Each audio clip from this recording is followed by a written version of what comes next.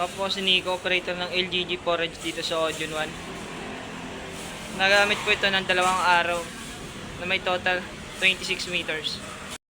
Printer red, white and colored. Ito naman ang cupping na may 100% clean condition pa po.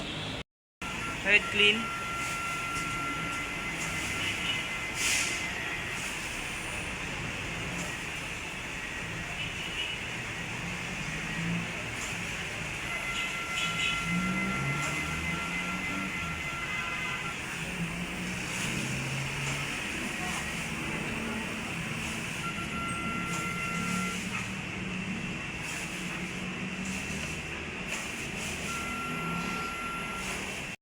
Punasan ng wiper pagkatapos sa head clean.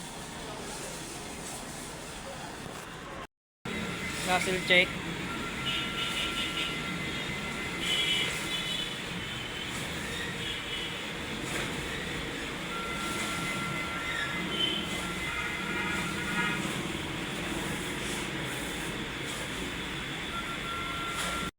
Ang ink system ay tama lang ang level.